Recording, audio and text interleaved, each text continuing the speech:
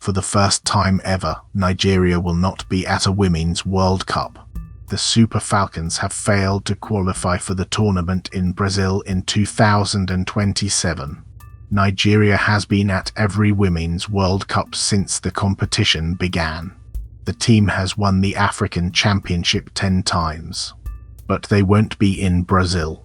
It's a stunning absence for one of African women's football's most successful sides. Ghana Soccernet reported this. The opposition party says the Attorney General can be trusted to investigate bribery allegations in an energy deal. The NDC is pushing back against criticism from the NPP. Theophilus Dzimga is on the NDC communications team. He says concerns about Attorney General Dominic Ian's credibility are baseless. The NPP had claimed Ian cannot independently investigate the latest allegations. Those allegations involve bribery in the AKSA energy deal. Dzimga rejected that position. The dispute centers on whether the Attorney General can conduct an impartial probe into the matter. MyJoyOnline reported this. A former Mexican state governor has been formally charged over the disappearance of 43 students nearly 11 years ago. Angel Aguirre was governor of Guerrero State when the students vanished in 2014. He's been indicted for his alleged involvement in the case. The disappearance rocked Mexico. It became a symbol of the country's brutal cartel violence. The case has never been fully resolved. Guardian World reported this. One of Australia's Big Four consultancy firms is back before the Senate today. KPMG bosses are being questioned about a whistleblower scandal. The company has already faced parliamentary scrutiny over the matter. Today's hearing continues that examination. The consultancy is one of the country's largest professional services firms. ABC Australia just reported this. A new analysis has looked at what topics Donald Trump talks about most often in public. The study found he speaks more about the war in Iran than anything else. His construction projects came in second.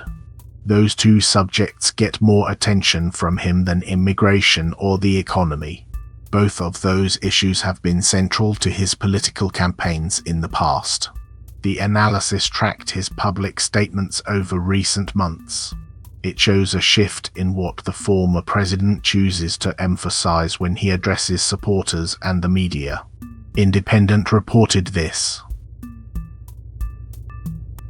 The Catholic Church in Australia has spent years managing its reputation after abuse scandals. Courts are still counting the cost. A senior Catholic bishop in Australia has been convicted of sexual abuse crimes. The Bishop of Broome was found guilty by a court. The conviction comes years after allegations against him first came to light. He is one of the most senior Catholic figures in the country to face such charges. The case adds to the ongoing reckoning within the Australian Catholic Church over historical abuse. Broome is a remote diocese in Western Australia. SBS Australia reported this. A new feature is becoming more common in the Australian housing market. Some lenders are now offering home loans that come with a catch worth $275,000.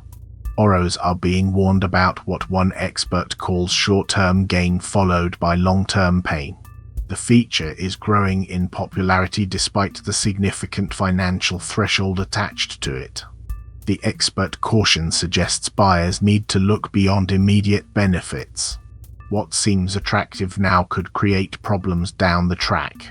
The trend reflects how Australians are trying to get into an increasingly expensive property market. But the warning is clear. That initial advantage may cost them later. SBS Australia reported this. A major match is underway in Morocco. South Africa and Nigeria are facing off at the Moulay Rachid Stadium in Casablanca. The game is part of the Women's Africa Cup of Nations tournament. but there's more at stake than the continental title. This match also is a playoff for the 2027 FIFA Women's World Cup. South Africa's team is known as the Banyana. Nigeria plays as the Super Falcons. The winner moves closer to qualifying for the global tournament. Complete Sports is providing live updates of the action as it happens. Complete Sports NG reported this. Scientists have made a new type of stainless steel that resists corrosion far better than existing versions. They say they cannot explain how it works. The material could replace titanium in equipment that produces green hydrogen. Titanium is expensive. This steel costs about 40% less for the same structural job.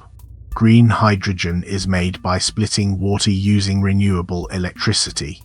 The process is highly corrosive.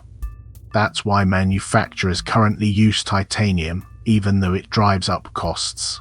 The breakthrough could make green hydrogen cheaper to produce. That matters because green hydrogen is seen as vital for cutting carbon emissions from heavy industry and transport. Science Daily reported this. Artificial intelligence used to design brand new viruses. Scientists made 16 successful viruses that had their genetic code designed by artificial intelligence. BBC Health reported this.